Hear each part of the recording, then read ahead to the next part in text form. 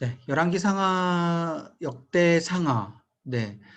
말씀을 좀 시작 들어가기 전에 우리가 사무엘서를 읽고 난 이후에 그대로 이제 왕들이 이어지는 이제 시작점, 역사 이제 시작점인데, 어떻게 보면 이 두 가지 열왕기상하가 역대상하가 거의 같습니다. 그러니까 왕들에 대한 이야기인데, 이 왕들이 열왕기상하에도 나오고 역대상하에도 똑같은 왕이 나오고 서로 교차 대조로 비교하면서 볼 수 있는 그러한 이 역사서와 열왕기사 상하서라는 것이죠. 그래서 오늘 이 왕조 시기를 여러분들이 조금 먼저 시기를 살펴보고 나서 넘어가셔야 될 것 같아요. 자, 먼저 사무엘 상하 보시면, 사무엘 상하는 당연히 사무엘부터 시작하겠죠. 그래서 사무엘, 그 다음에 사울, 그 다음에 사무엘 하로 넘어가면 다윗으로 들어갑니다. 그래서 지금 보시면 40년간 각자 이렇게 분배가 돼 있잖아요.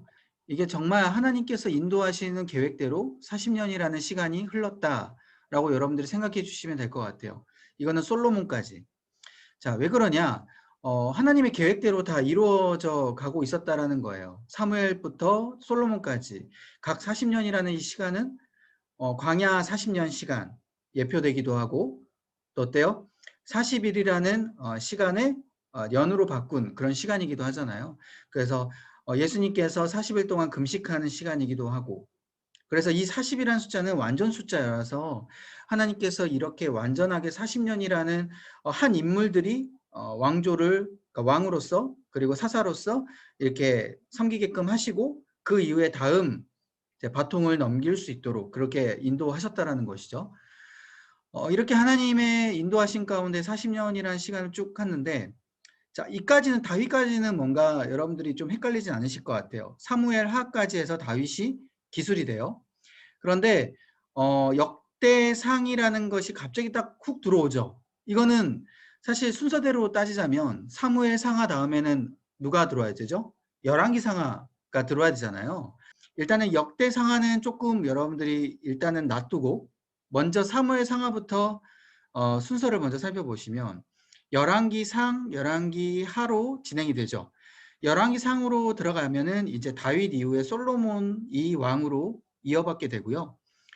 열왕기 상에서 바로 솔로몬이 죽자마자 르호보암, 아비암, 아사, 여호사밧처럼 이 남유다와 밑에 북이스라엘, 여로보암, 나답, 바하사, 엘라, 시므리, 오므리, 아합, 이렇게 남유다와 북이스라엘로 왕으로 온전하게 나누어지게 됩니다. 그거는 이제 우리가 열왕기상을 읽어보시면 이유를 아시겠죠. 솔로몬이 하나님으로부터 어때요? 떠났기 때문에, 죄를 지었기 때문에 하나님이 솔로몬의 죄를 통하여서 내가 이 이스라엘 나라를 두 쪽으로 나누겠다 해서 남유다와 북이스라엘로 나누게 되는 그런 역사적인 사건을 우리가 살펴보게 됩니다.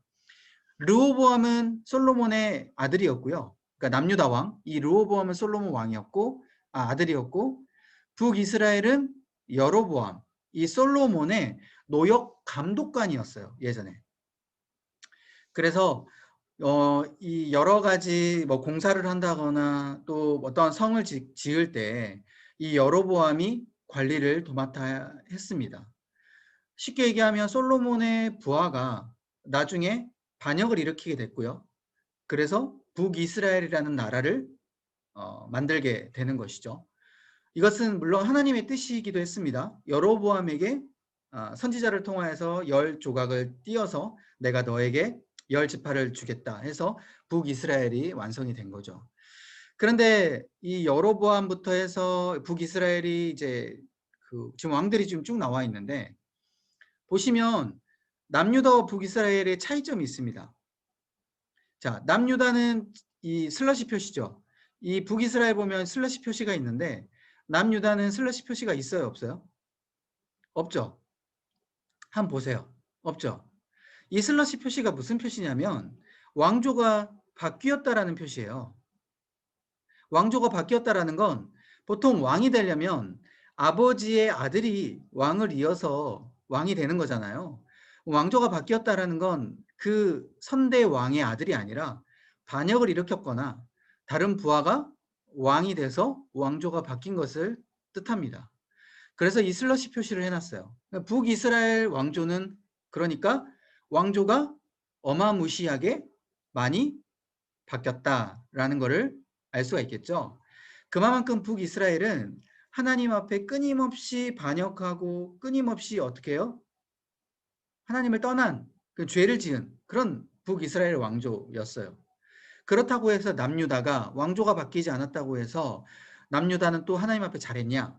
그건 아니었어요. 물론 남유다도 너무 잘못했고 하나님을 떠나긴 했지만 남유다가 한 번도 왕조가 바뀌지 않은 이유가 있습니다. 그 이유는 누구 때문에? 바로 다윗 때문에.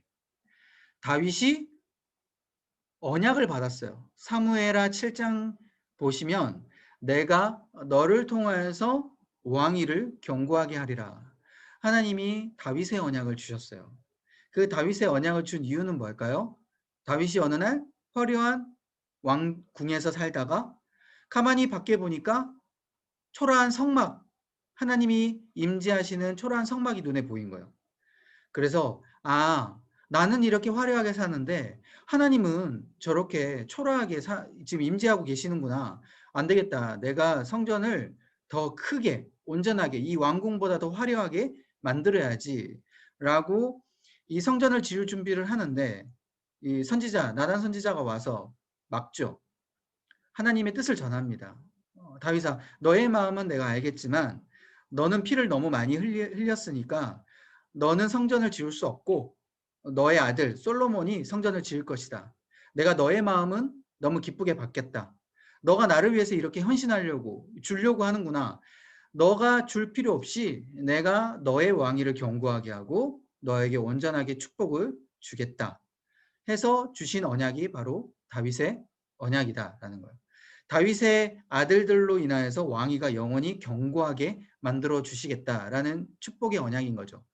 그래서 결국 이것은 다윗 아들들이 계속해서 다윗 선조 다윗 그 축복 때문에 계속해서 왕위를 이어받을 수 있었고 결국 그 축복은 누구까지 이어져요? 예수님까지. 그래서 다윗의 자손 예수시여라고 진정한 이 땅의 왕으로 오신 하나님 나라의 왕으로 오신 예수님이 다윗의 자손으로 오게 되는 것이죠. 이게 다윗의 축복 때문에 남유다가 왕조가 바뀌지 않고요. 이 축복을 계속 누릴 수 있었다라고 여러분들 이해하시면 될 것 같아요.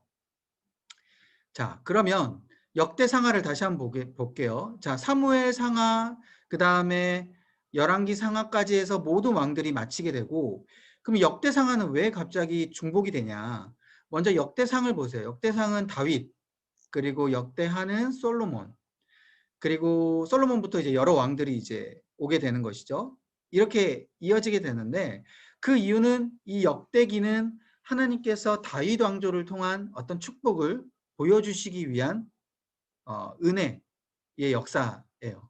그래서 다윗부터 해가지고 결국 맨 끝에 남유다 왕까지 해서 보여주는 그러한 역대기라는 거예요. 그래서 역대기는요, 북이스라엘이 잘 나오지 않아요. 역대기는 오로지 남유다. 그러니까 다윗부터 이루어진 이 하나님의 역사를 남유다를 통해서 보여줘야 되기 때문에 역대기에서는 북이스라엘이 잘 나오지 않습니다. 나오더라도 이제 조그맣게 축소돼서 나온다라고 여러분들이 이해하시면 되겠고요. 그래서 역대기와 열왕기 상하는 남유다 왕들이 계속 많이 겹치게 되고 북이스라엘 왕들은 조금 겹치는 모습을 보게 되는 것이죠. 그렇게 역사를 우리가 살펴보면 될 것 같고요. 자, 그 다음에 보시면 지금 제가 여기 밑줄을 치고 조금 이렇게 좀 까맣게 제 해놓은 왕들이 있어요. 아사와 여호사밧, 또 누구죠? 히스기야, 그 다음에 요시야. 이 왕들은 믿음의 4대 천왕입니다. 믿음의 4대 천왕. 쉽게 얘기하면 다른 왕들은 그만큼 믿음을 잘 지키지 않았지만 이 4명의 왕들은 그만큼 하나님 앞에서 순종하려고 노력했고 하나님의 믿음을 따르려고 했던 왕들이었다라는 것이죠. 그래서 이 4명의 왕들은 보시면 하나님께서 엄청나게 역사하시는 그 역사를 볼 수가 있어요. 이렇게 해야지만이 내가 너희를 통하여서 축복하고 내가 인도하겠다라는 것을 이 네 명의 왕들을 통하여서 다른 왕들 또 다른 이스라엘 백성들에게 보여주게 되는 것이죠. 그리고 히스기야 때는 북이스라엘이 멸망을 했어요. 그래서 밑에 보시면 남유다가 BC 586년에 바벨론으로부터 멸망을 했다면 북이스라엘은 BC 722년에 아수르에 의해서 멸망을 당했습니다. 좀 역사를 별로 안 좋아하시는 분들은 지루할 수 있겠지만 이 역사적인 이 멸망에 대한 사건은 굉장히 중요해요. 왜 그러냐? 여러분 BC 722년에 북이스라엘이 먼저 멸망을 했고요. 그리고 약 한 140년 이후에 바벨론으로 남유다가 멸망을 했잖아요. 그러니까 140년이라는 그 시간은요.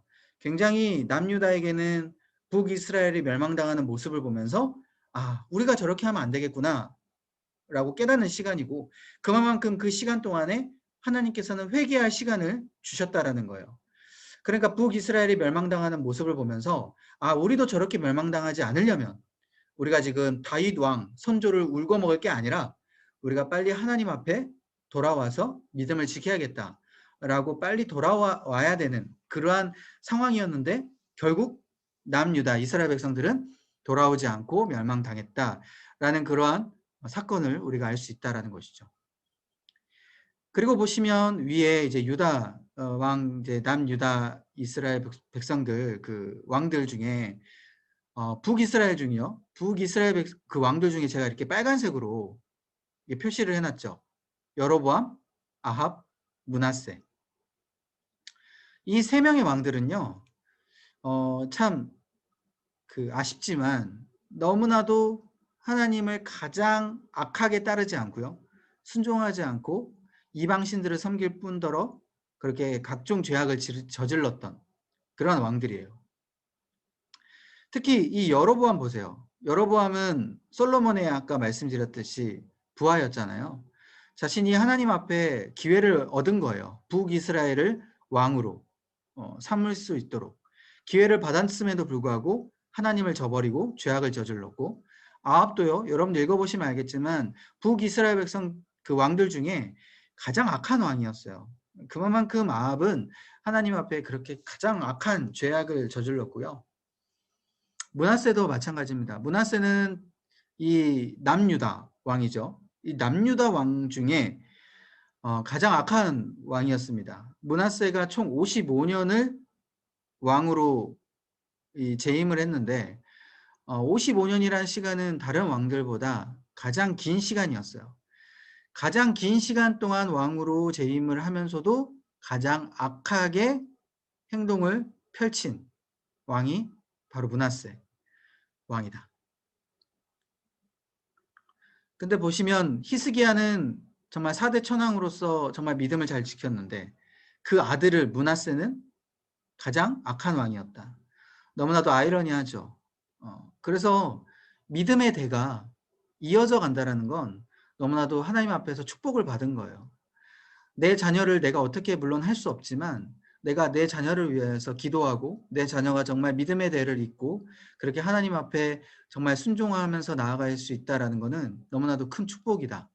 그래서 히스기야는 므낫세에 대한 어떤 믿음의 교육, 사실 이건 교육은 아니지만 므낫세를 위한 그러한 부분이 실패를 했다라고 볼 수 있겠죠. 자, 이렇게 이제 왕들의 역사를 여러분들이 이렇게 이해하시면 되겠고요. 그래서 보시면 뭐 간단하게 좀 설명드리겠지만 여기 위에는 왕조 전반기고 밑에는 후반기예요. 그러니까 솔로몬 이후부터 해가지고 왕조 전반기, 왕조 후반기로 나뉘어지는데 전반기에는 이제 남쪽에는 4명, 북쪽에는 7명 왕들이 이제 교체가 됐고 왕조 후반기에는 남쪽은 16명, 북쪽은 12명으로 굉장히 후반기에는 이렇게 좀 많이 인원이 좀 바뀌어졌어요. 그만큼 이게 무슨 걸 뜻하느냐? 그만큼 하나님께서 이제 인내심이 조금씩 없어진다라는 의미와 같아요. 조금씩 멸망의 길로 간다라는 뜻이죠. 그만큼 왕들이 교체가 되면서 이제 마지막 교체되는 왕들은 조금 잘해주기를 바랬는데 계속해서 하나님 앞에 순종하지 아니하고 계속해서 인내심을 테스트하는 그러다 보니까 조금씩 빨리빨리 교체가 되는 그러한 상황을 우리가 볼 수가 있죠. 자, 이제 주제를 한번 보시죠. 이제 보시면 이스라엘 백성, 그러니까 남유다 북이스라엘이 멸망한 이후에 지금 시간은 남유다 북이스라엘이 멸망한 이후입니다. 그래서 포로가 된 백성들이 자신들의 죄악을 깨닫고요. 회개를 하게끔 하려는 그 의미로 기술이 되었어요. 그러니까 역사적인 사건 위주로 기술이 됐는데 역사를 바라보면서 우리가 앞으로 어떻게 해야 되냐, 뭐 회개해야 된다. 이것을 깨닫게끔 하는 것이죠. 그래서 이 역사적인 사건으로 기술됐다라는 건 여러분 우리도 조선시대 이후에 이제 일제강점기 시대를 계속해서 끊임없이 되새기는 이유가 우리가 다시는 그러한 치욕을 겪지 말아야지 하는 그런 경각심을 가지게 되고 그러한 마음을 가지게 되잖아요. 마찬가지로 이 이스라엘 백성들도 자신들의 역사가 지금 바벨론 포로가 됐고 또 이스라엘이 멸망당했고 그런 역사적인 치욕의 그런 사건이 있었기 때문에 앞선 그 왕들이 어떻게 했는지를 계속해서 되새기면서 우리는 저렇게 하지 말아야지. 그렇게 회개하게끔 하고 깨닫게끔 하는 그러한 목적으로 이것이 기술됐다라는 거예요. 그래서 하나님의 마음까지도 알 수 있습니다. 하나님은 이스라엘 백성을 멸망시켰지만 여전히 이스라엘 백성들을 사랑하죠. 그리고 포로 생활한 것에 대해서 하나님이 그렇게 하시게끔 했지만 여전히 후회하시기도 합니다. 그러니까 마음이 아파하시는 거죠. 그래서 안 되겠다. 결국 하나님의 그 때가 되었을 때 포로 생활은 총 70년입니다. 이거는 이제 남유다 바벨론 포로 기준으로 이하여서 총 70년인데 70년이라는 시간이 지나고 나서 다시 내가 이스라엘 백성들을 이스라엘 그 땅으로 돌아오게끔 해야지, 회복시켜야지라는 그 하나님의 뜻이 분명하게 보여준다라는 거예요. 그래서 이스라엘 백성들에게 계속 끊임없이 이야기를 합니다. 계속 하나님이 심판을 한다고 하더라도 왕조가 교체가 된다고 하더라도 하나님을 따라라 라고 계속해서 이야기를 하죠. 그러니까 실제적으로 이스라엘 백성들에게 정이 없으면 사랑이 없으면 그렇게 따라라고 이야기도 안 하죠. 너희들 마음대로 살아라. 나는 심판하겠다. 하나님의 그 무서움만 보여줄 수 있는데 그게 아니라 계속해서 하나님의 그 뜻을 보여주고 말씀을 하시는 거죠. 그래서 결국 역대기 끝에 보면 내가 다시 이스라엘 백성들을 이곳 가운데 회복시켜 주겠다라는 이야기로 마무리가 되게 됩니다. 하나님의 그 뜻이 보여지게 되는 것이죠. 이게 이제 전체적인 주제고 내용을 보시면요. 비슷합니다. 이 왕들의 역사를 통하여서 따르지 않는 왜 멸망을 했는가 그 이유를 계속해서 보여주게 돼요. 그리고 그 왕의 영향이요. 이스라엘 백성들까지 계속 미치게 됩니다. 그러니까 왕이 잘못했는데 이스라엘 백성들은 어때요? 하나님을 그냥 따르면 돼요. 그죠? 그러니까 왕이 이방신을 섬기든지 말든지 이스라엘 백성들은 자신이 그냥 하나님을 섬기면 돼요. 그 상황에서 물론 왕의 어떤 강압 뭐 그런 부분들이 있을 수 있겠지만 근데 이스라엘 백성들이 어때요? 왕이 하는 모습을 보면서 따라한 거죠. 그러니까 왕의 영향력이 그만큼 이스라엘 백성들에게 미치게 됐고 그만큼 리더십의 중요성이 얼마만큼 큰가라는 것을 우리가 볼 수 있어요. 리더가 하나님을 그렇게 섬기면 이스라엘 백성도 그렇게 잘 섬기게 되고 리더가 하나님을 버리게 되고 순종하지 않으면 이스라엘 백성들도 하나님을 섬기지 않는 그래서 이게 한 공동체의 운명이 되는 것이죠. 그래서 하나님께서는 더 크게 노하신 것이죠. 왕이 잘못했을 때 그 죄악이 이스라엘 백성들 전체 공동체에게 미치기 때문에 화가 나신 거예요.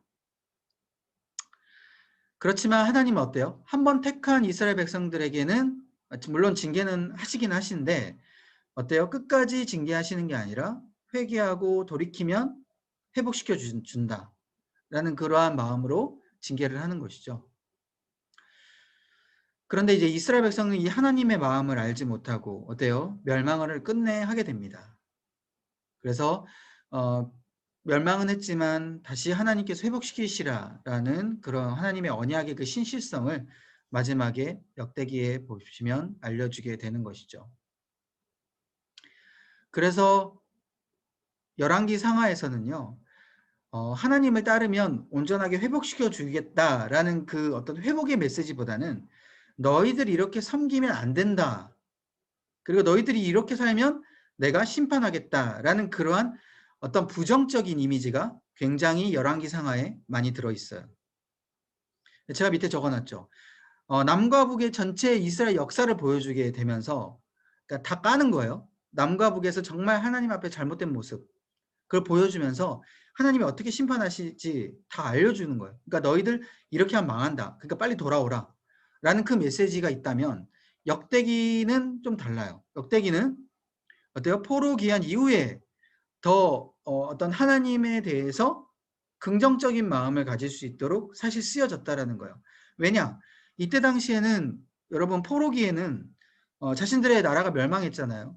다시 언제 회복될지도 모르고 이스라엘 나라가 언제 다시 재건될지도 모르는 상황에서 아, 하나님은 정말 우리를 버렸구나라는 생각을 가질 수밖에 없어요.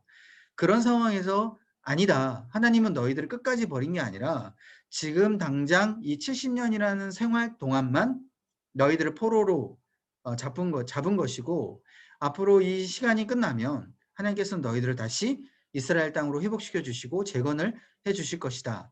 라는 희망과 또 뭐예요? 기쁨을 주기 위해서 이렇게 역대기를 썼다라는 거예요. 그래서 역대기는 특징이 있어요. 남유다 왕조, 그러니까 다윗 왕조 위주로 하나님의 그 계획과 그 역사를 보여줍니다. 그것도요, 다윗 왕조의 잘못은 잘 적지 않아요. 왜? 지금 희망을 줘야 되기 때문에.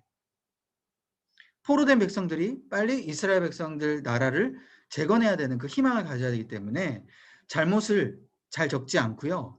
긍정적인 면만을 주로 적습니다. 그리고 북이스라엘 역사는요, 주로 축소시켜요. 네. 왜냐? 북이스라엘은 주로 안 좋은 역사밖에 없거든요. 하나님을 떠나고 하나님을 배반하고 그러니까 그 역사를 주로 보여주면 안 돼요. 이스라엘 백성들이 다시 희망이 꺾이기 때문에. 그러니까 우리는 희망이 있다. 다시 잘하면 하나님께서 회복시켜 주신다. 해서 북이스라엘 역사를 축소시키고요. 남유다 위주로 기술을 해서 희망과 또 앞으로의 일들을 보여주는 그러한 역대기다. 라고 여러분들 알고 계시면 될 것 같습니다. 이해되시죠? 자, 그 다음에 전체 구성은 총 47장으로 되어 있는데요.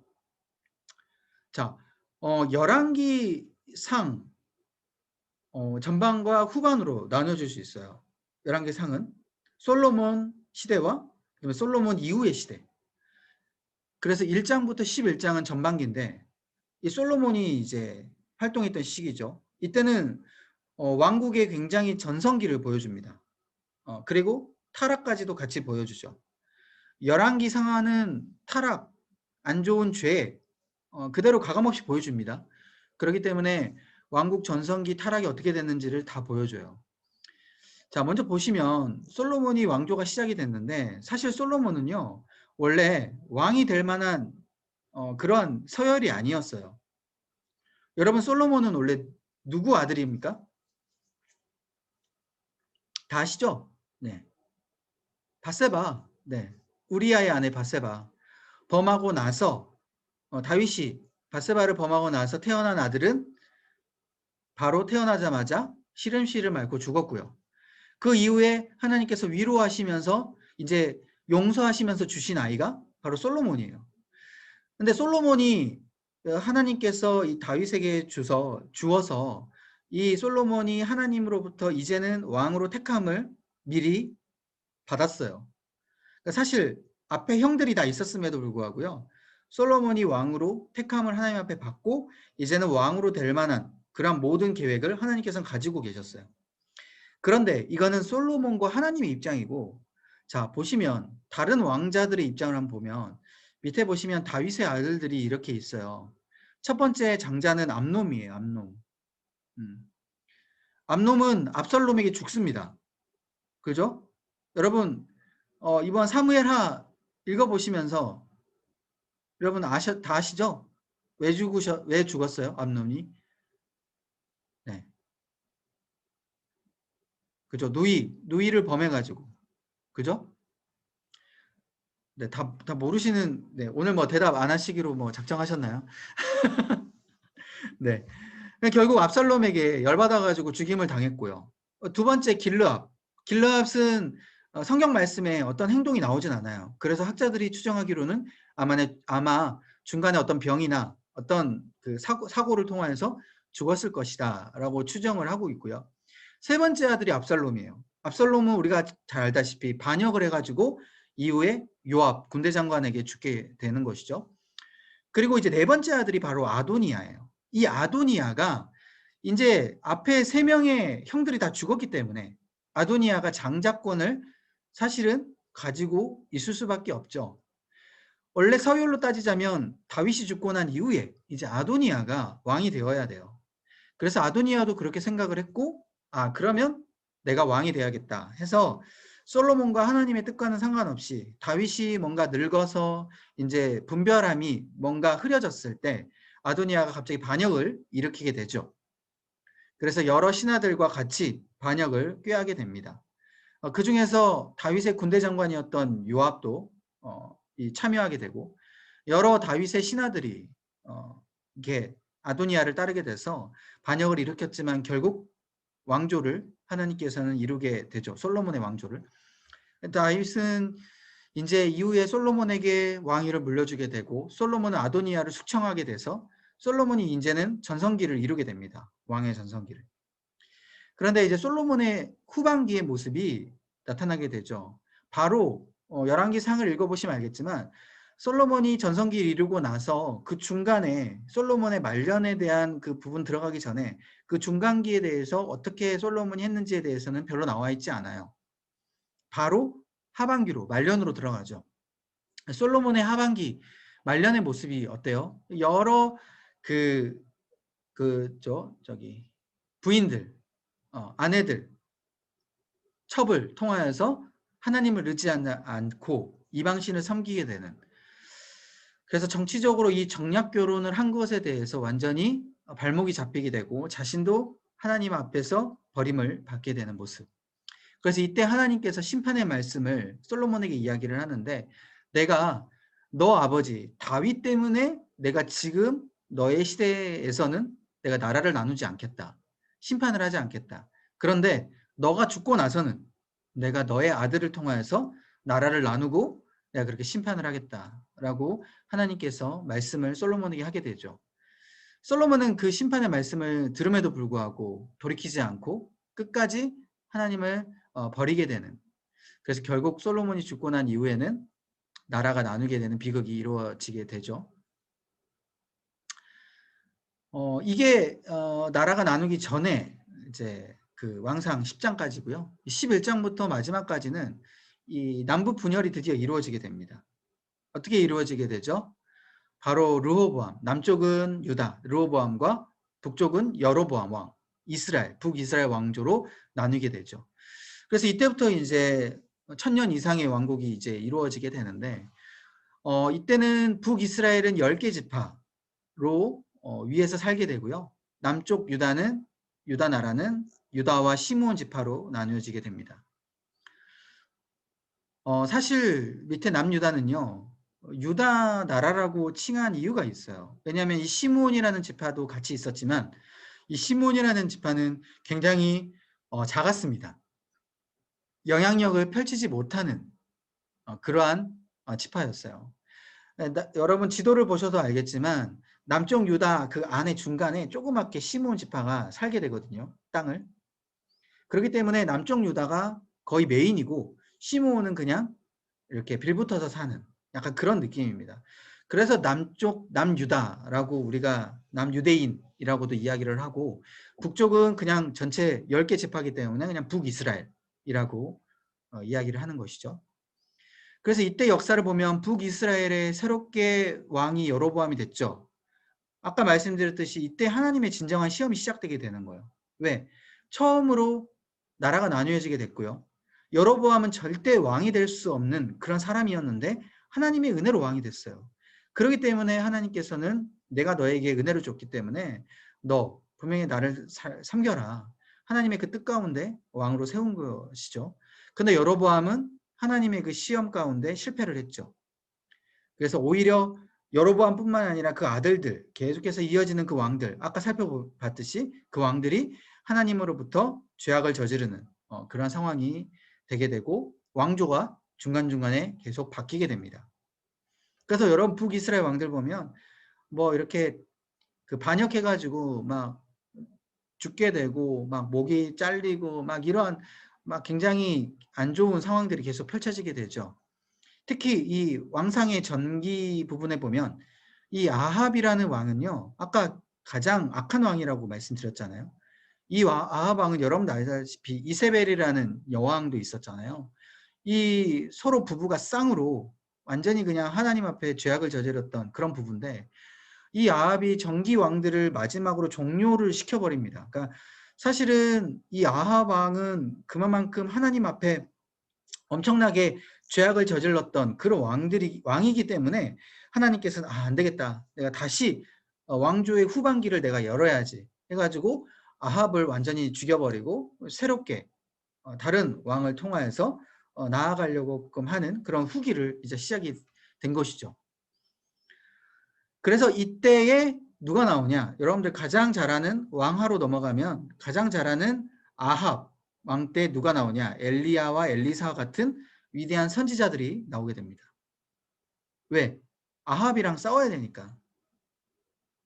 그래서 후기 왕조가 시작될 때 이 위대한 선지자를 통하여서 다시금 정결하게 만들고 다시금 하나님을 따르는 왕으로 세우려고 하는 하나님의 계획이 있었던 것이죠. 그런데도 불구하고 아합 이후에 모든 북이스라엘 왕들이 깨닫지 못했어요. 이게 크나큰 안타까운 일이죠. 그래서 왕하에 보면 북이스라엘 위주로 기술이 됩니다. 왜? 북이스라엘 왕들이 계속 하나님을 따르지 않기 때문에 너희들 이렇게 하면 심판당해 라는 것을 역사적으로 계속 보여주기 위해서 계속 남유다는 지금 잘하고 있거든요. 지금 아합 때는 아합과 비교되지 않을 왕, 뭐 아사 왕이나 뭐 이런 여호사와 왕 이후가 바로 아합이에요. 이때가. 아까 4대 천왕 있잖아요. 남유다에.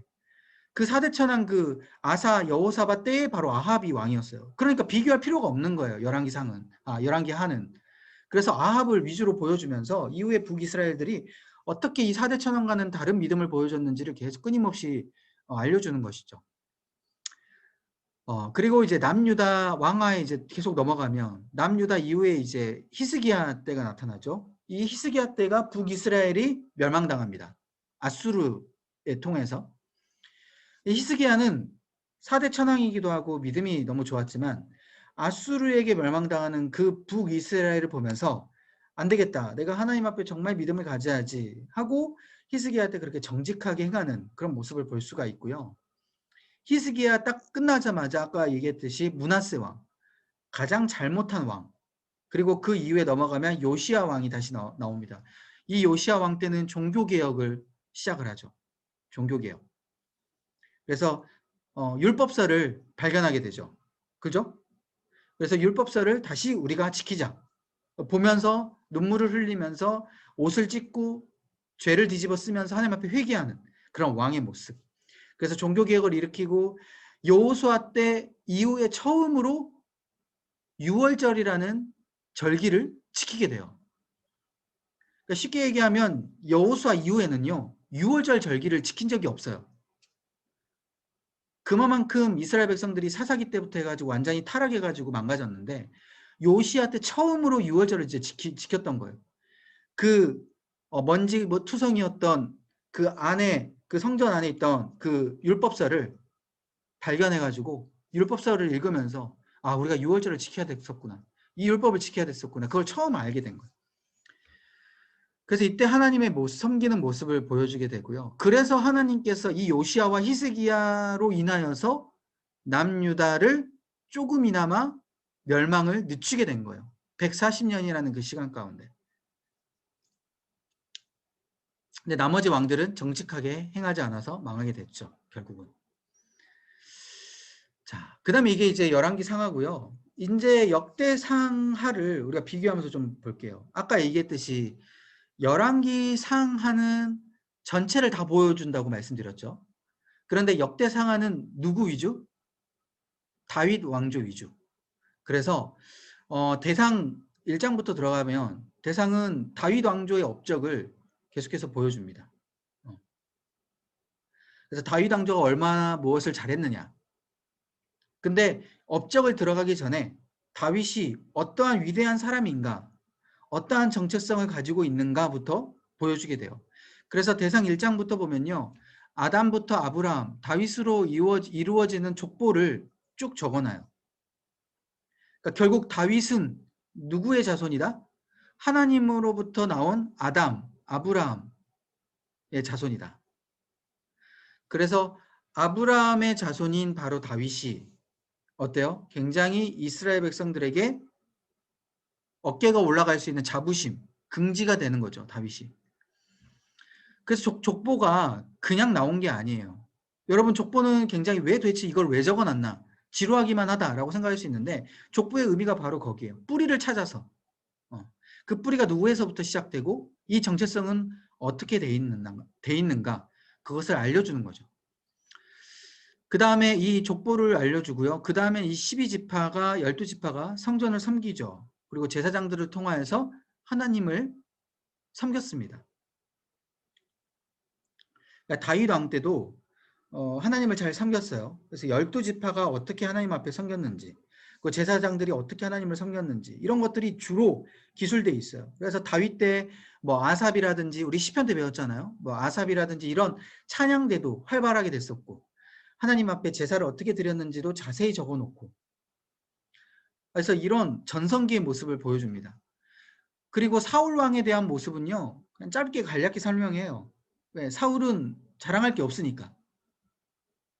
그래서 다윗 왕조를 중점적으로 이렇게 보여주고 또 특히 다윗의 용사 그리고 다윗의 언약궤를 옮긴 치적 하나님의 다윗에 대한 그 언약 아까 말씀드렸듯이 그 사무엘하 7장에 나왔던 그 언약을 다시 알려주고 다윗의 승전보 이런 것들이 계속해서 끊임없이 나와요. 역대상에서는.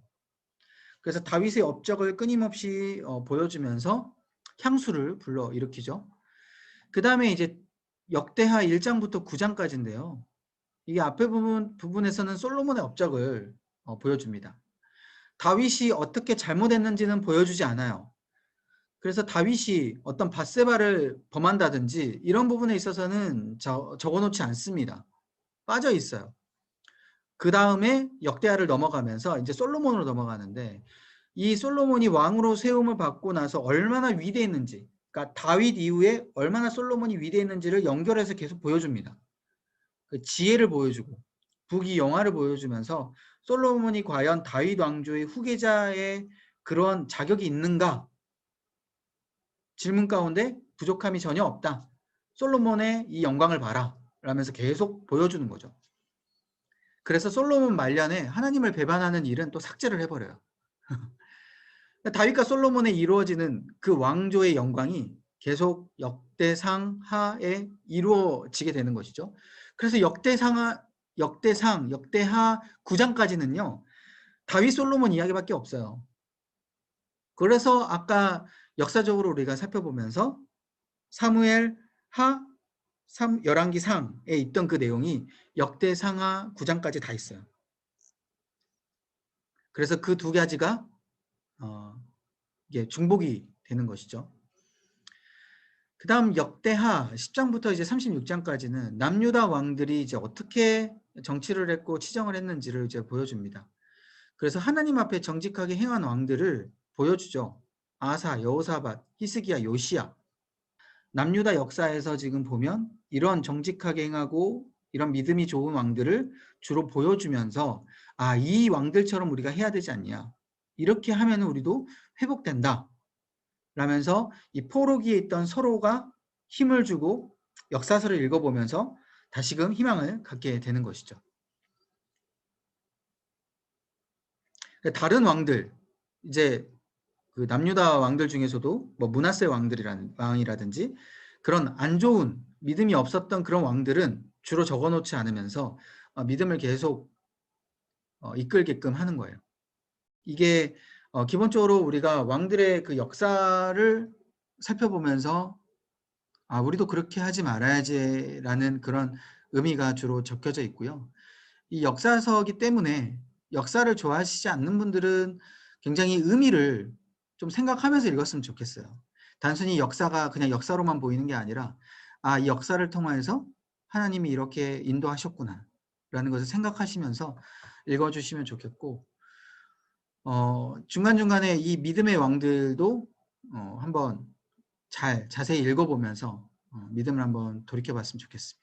우리 기도하고 마치도록 하겠습니다. 하나님 감사합니다. 우리 열왕기상하, 역대상하를 살펴보면서 왕들이 어떻게 하나님 앞에 정말 그 간절한 마음을 잊어버리고 또 저버리고 그렇게 죄를 지었는지 정말 마음이 안타까운 마음으로 우리가 살펴봅니다.